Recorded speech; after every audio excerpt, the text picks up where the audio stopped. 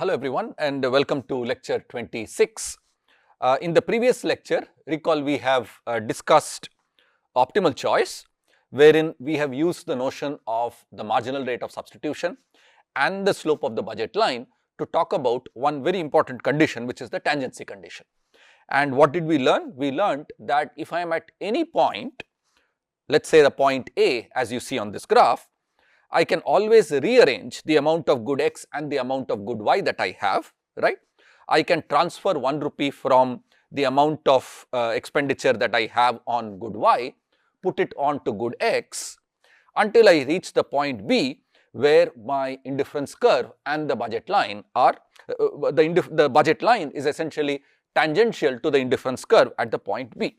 More formally, we said that the tangency condition is what is going to be one of the important conditions which is going to give me what the X star and Y star are.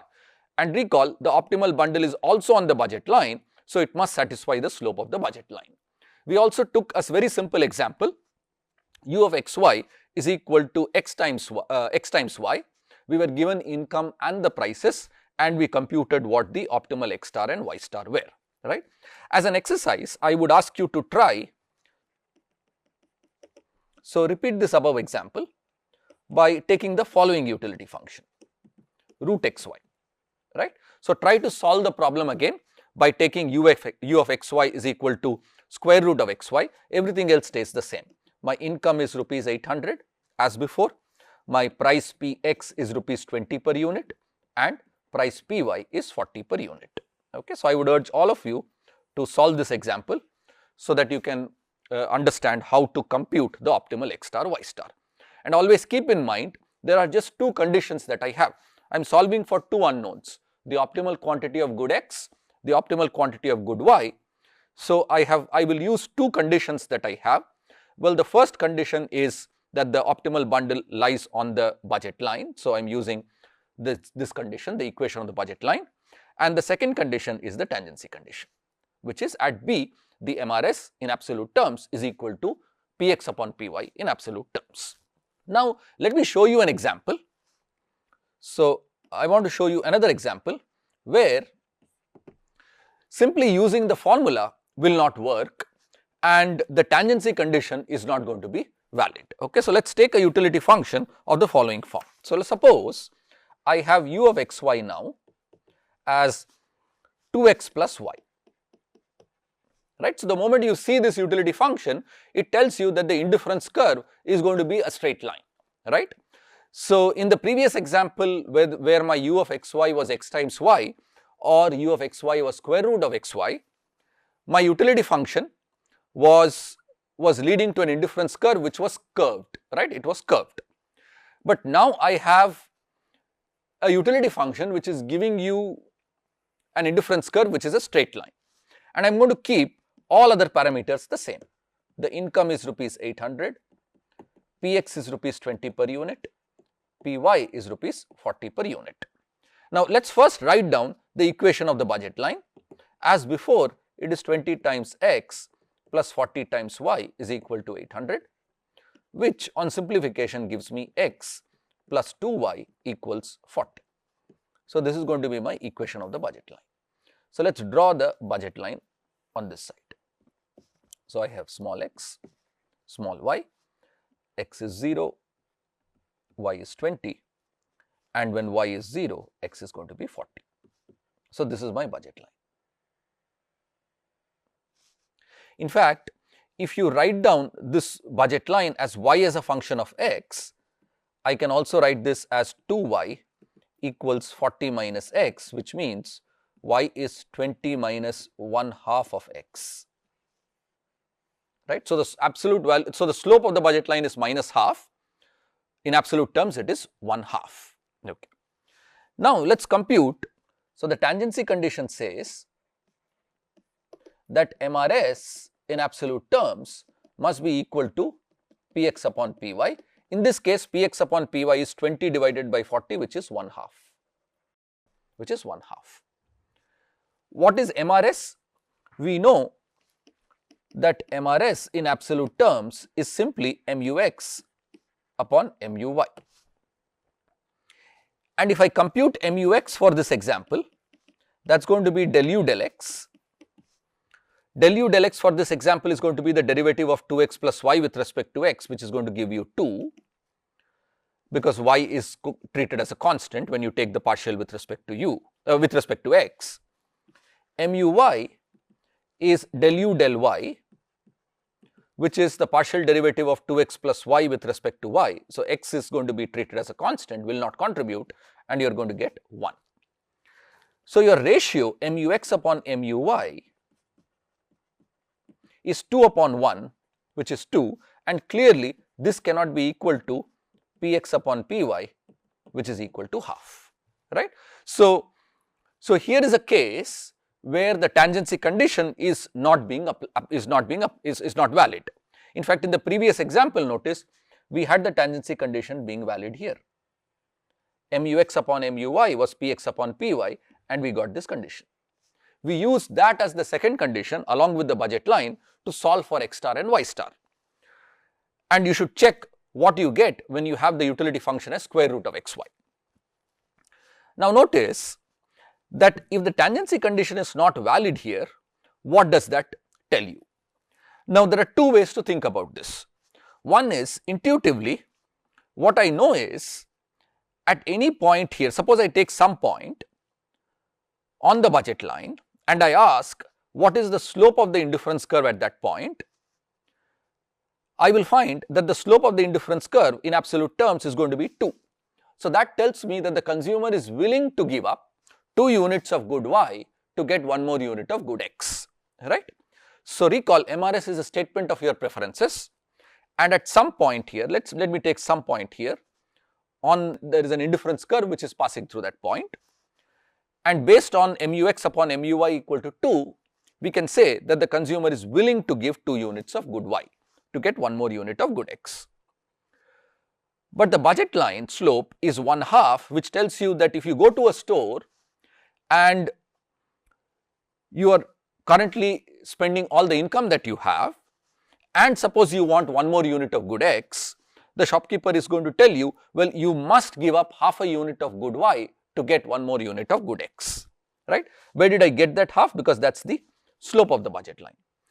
So you are willing to give 2 units of good y, but you only need to give half a unit, you must give up half a unit of good y. So that is a very good deal for you, isn't it? That you are willing to give 2 units, but what you must give is only half.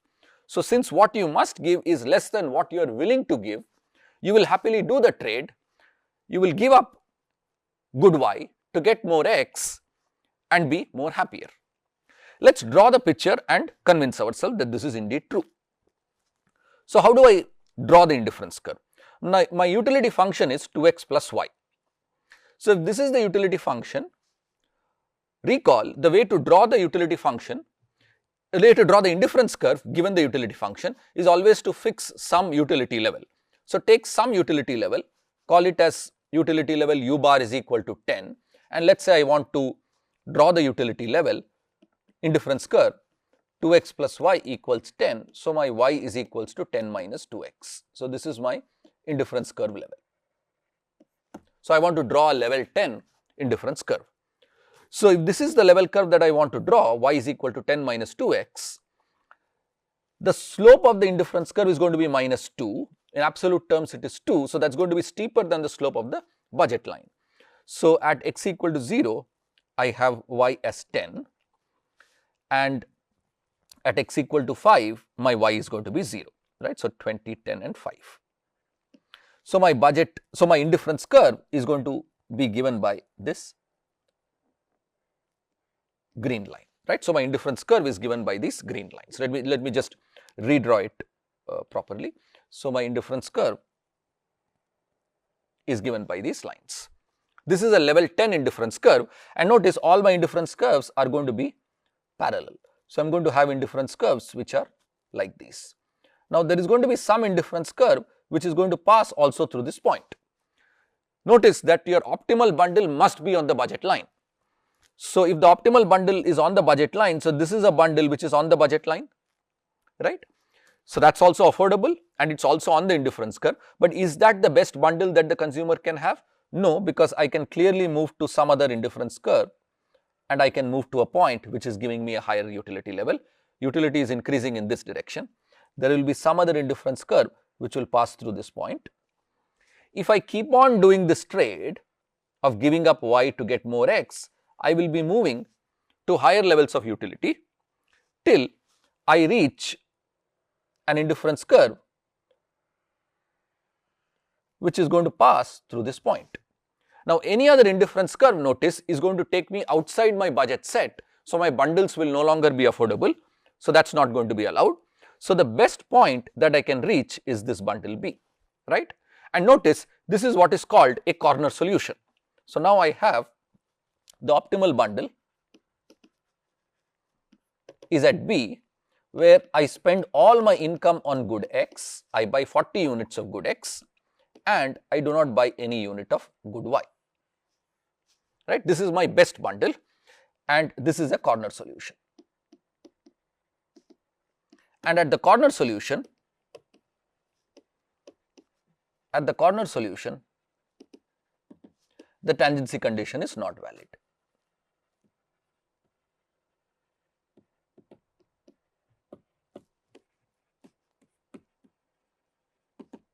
Right. So, always be a little careful when you write down the tangency condition. If I mechanically write down MUX upon MUY is equal to PX upon PY, I may end up with a solution which is incorrect, right, as is the case for this example where the tangency condition was not valid, and if I had written down MUX upon MUY is equal to PX upon PY, I would have gotten an incorrect answer. Okay. Now, I would ask you to try the following example, right. So, take the utility function now as, instead of 2x plus y, take a utility function x plus 2y, right. Everything else stays the same. The income is rupees 800, the price per unit of x is rupees 20 per unit, price per unit of y is 40 per unit, and you want to find the optimal x star and the optimal y star. Okay. So, try it yourself. Again, notice, based on the utility function, you are going to get indifference curves which are going to be linear, and the moment you learn that the indifference curves are going to be linear, you are no longer going to get a tangency condition, you are going to get a corner solution. So, you need to figure out where the corner solution is going to be, but in this particular example, you are going to find something very, very interesting. When you compute the slope of the indifference curve and when you compute the slope of the budget line, you will find that your indifference curve slope and the budget line slopes are equal. So, if you draw indifference curves, they are going to look exactly similar, they are going to be parallel to the budget line. So, try drawing it and try to find out what the x star and y star are. Okay. Now, so we have looked at various examples. We have looked at indifference curves where I need some positive amount of good x and some positive amount of good y, utility functions of the form x times y or square root of xy, and we have solved what the optimal x star and y star are. Then we have looked at an example where the indifference curve is linear, for example, the utility function 2x plus y, and here I have asked you to solve for one more case where the utility function is x plus 2y. Okay. So, what is the point or what is the main takeaway of all this entire analysis? I claim that we have now derived the demand curve, right. So, recall at the beginning of this discussion, there were two statements that I made. One was, we want to understand what is the source of the demand curve, and two, we want to look at some applications. We will get to applications next, but I claim we have identified the source of the demand curve, and I claim that the source of the demand curve is the consumer's utility maximization problem. Okay. So, let us draw this picture carefully. So, let us take one representative consumer, and as before I have small x and small y, and on the graph below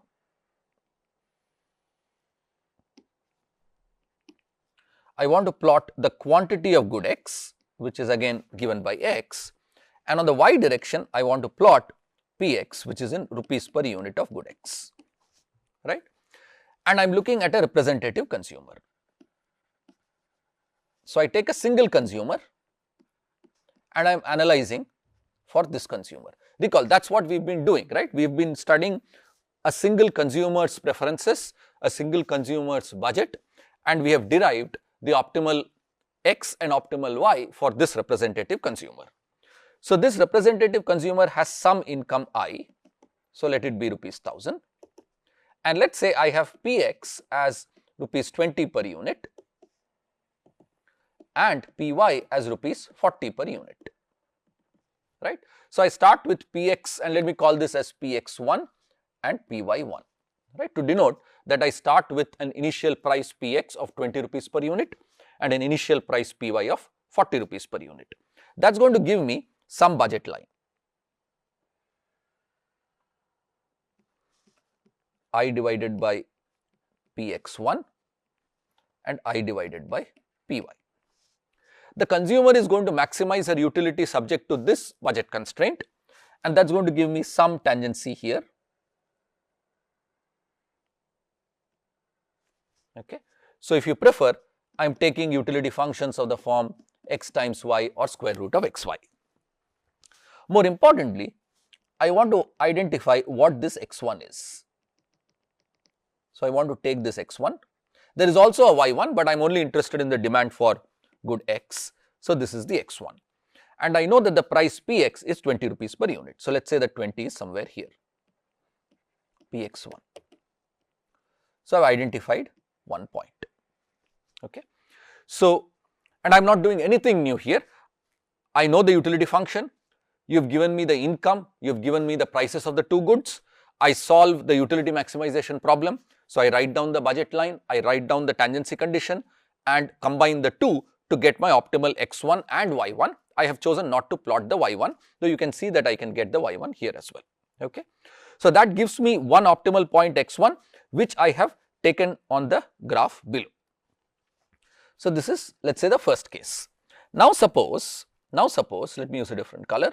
The income stays the same, but the price of good x decreases to, let us say, 15 rupees per unit, and the price of good y I am going to keep the same, rupees 40 per unit, right. Now, the moment I do that, notice I have changed the price of good x. Specifically, I have decreased the price of good x from 20 to 15. So, essentially the slope of the budget line in absolute terms would be Px2 upon Py2, which is going to be 15 by 40, whereas the previous slope of the budget line was 20 upon 40, right. So, that was Px1 upon Py1. So, clearly this is going to be less, right. So, my budget line has become a lot flatter. So, essentially now if I, and since I have not changed the price of good y, the y intercept is going to be the same. I am going to get a new budget line. This is going to be I divided by Px2. Now, you can see that there are some bundles, particularly given in this triangular zone, which were not affordable earlier, but are now suddenly becoming affordable. So, that is going to make the consumer happier, and the consumer is going to move to a higher utility level, right. So, the consumer moves to a higher utility level and increases her consumption of good x to x2. The consumption of good y probably also has changed in this graph. In fact, if you notice that y also has increased, but I am not interested in y, we are only interested in good x, and let me pull down the x2 here. And this is at a price Px2, and let us say the Px2 is somewhere here. This is 15 rupees per unit, this is Px2, right. Let me repeat one more time. I am going to keep the income the same at 1000, but now my Px3, the third round price, is, let us say, rupees 10 per unit. So, I am decreasing the price of good x slightly more. The price of good y stays the same as rupees 40 per unit. And you will notice that the slope now of the budget line is going to be 10 upon 40, which is less than the slope of the budget line in the previous case, which was 15 upon 40, which was less than the slope of the budget line in the first case, which was 20 upon 40, right. So, what I now find is I am going to get a new budget line, which is going to be even flatter than the blue budget line, which itself was flatter than the black budget line. So, I am going to get a new budget line which is going to look like this, and this point is going to be I divided by Px3. Now, again, has my budget set increased? The answer is yes, my budget set has become bigger. So, there are bundles which were not affordable under the blue budget curve, but are now becoming affordable under the green budget line, right. So, the consumer is going to be even more happier, and the consumer is going to move to a higher indifference curve at some point here, Now, all of these are obtained from the tangency condition. Let me call this to be x3. The y also has changed, but I am not interested in the y, and this point is x3, right.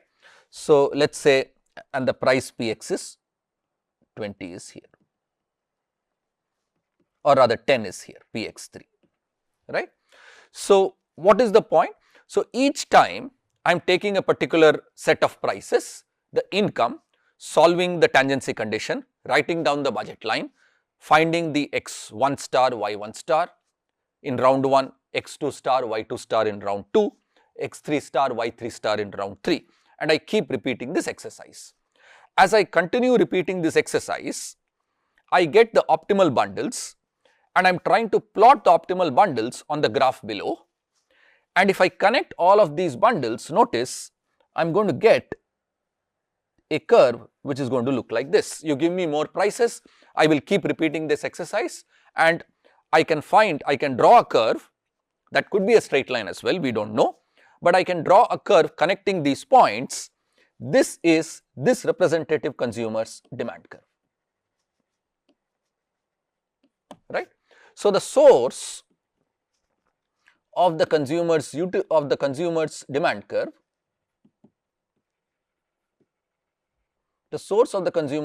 curve, is the utility maximization problem.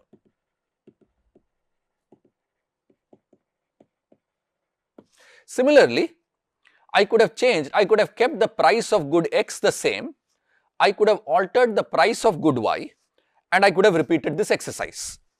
In that case, I will have the quantity of good Y here on the x axis. On the y axis, I will write down Py, which is in rupees per unit of good Y. That will give me the demand curve for good Y. Okay. This is for this consumer. Now, you give me one other consumer whose preferences may be given by the utility function x times y, or it could be given by some other functional form of the utility function. So, this second consumer's preferences may be either same or may be different compared to the first consumer's preferences. I will repeat this exercise for the second consumer, for the third consumer, for the fourth consumer, and so on. So, if you give me n such consumers, right, any general n, a large number of consumers, I will keep repeating this exercise, and for every single consumer, I will get the demand curve. And once I aggregate the demand curve, I will get the market demand curve. So, can similarly derive the demand curve for consumer 2, consumer 3, all the way until the nth consumer, and then I can simply sum the demand curves or aggregate the individual demand curves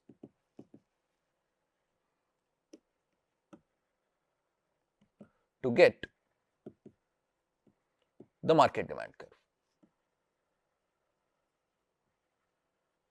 right, market demand curve. And this demand curve can be expressed in a functional form, Q as a function of P, right. So, earlier in the course, when you have seen demand curves of the form Q is equal to, let us say, 10 minus 2p. So, I have had conditions where somebody has done the hard work, somebody has solved the utility maximization problem of every single consumer and has aggregated that information to get the market demand curve.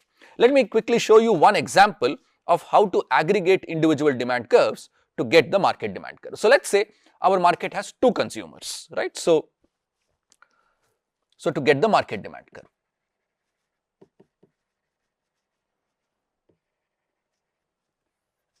So let's say I have two consumers. For consumer 1, we solve the utility maximization problem and we are going to get the demand curve Q1 is equal to 10 minus 2p, right.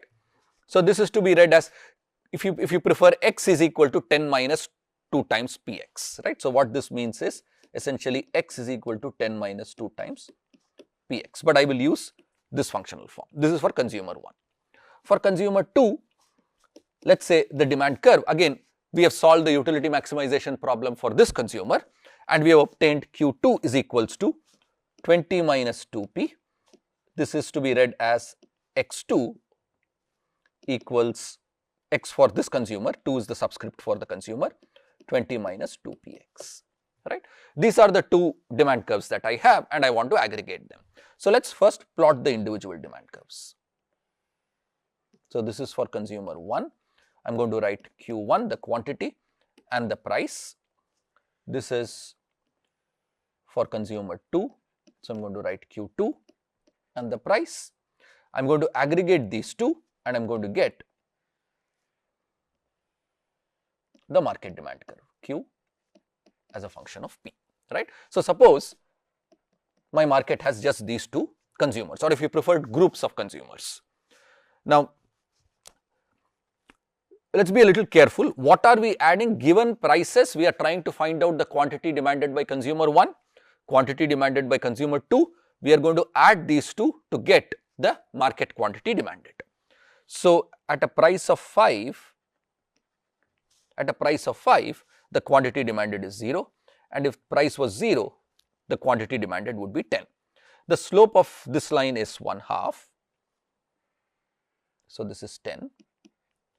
For consumer 2, now notice that at a price of p equal to 0, the quantity demanded was 20, and at a price of 10, the quantity demanded is 0, right. So again, I will have a demand curve which is here, right. So the two demand curves are parallel. Now I want to aggregate the two, right. So when you aggregate,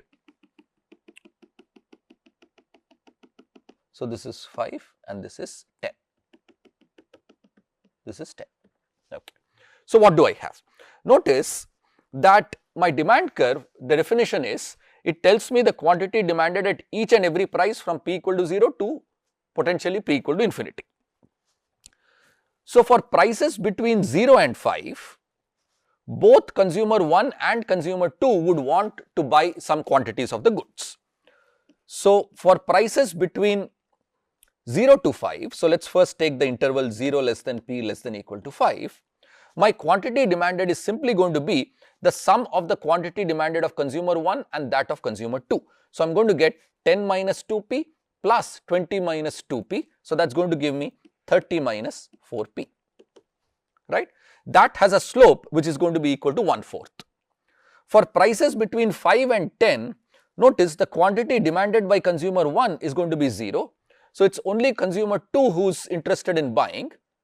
So it's essentially, I take this portion of the demand curve and map it here, right. So my demand curve is simply going to follow the demand curve of consumer 2, which is 20 minus 2p for prices between 5 and 10. So it's as if I just pluck this demand curve out and I just map this here. And at p equal to 5, notice p equal to 5, the quantity demanded here is 10.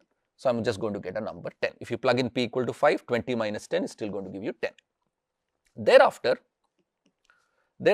and now you can plot this demand curve. So this slope is going to be 1/4. So between 0 and 5. So that's going to be a lot flatter. So that demand curve is going to be, I'll just draw it in a different color so that you can see it. That's going to be a little flatter. So that takes this particular form. And at p equal to 0, I'm going to get 30, right. So this is given by the 30 minus 4p. The top portion is 20 minus 2p. And for prices above 10, none of the consumers, even consumer 2 is not interested. So the demand curve, quantity demanded is simply going to be 0. So my demand curve is going to tell me that the quantity demanded is 0, right.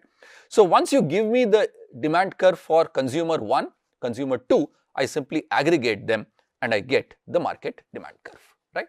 So in general, Sometimes we will just be given the market demand curve, but note that at the background somebody has done all the work, solve the consumer's utility maximization problem to get the market demand curve. So this completes the discussion on the derivation of the demand curve by using the optimal choice of the consumer. We will now look at a few interesting applications of consumer choice. We will do that next. Thank you.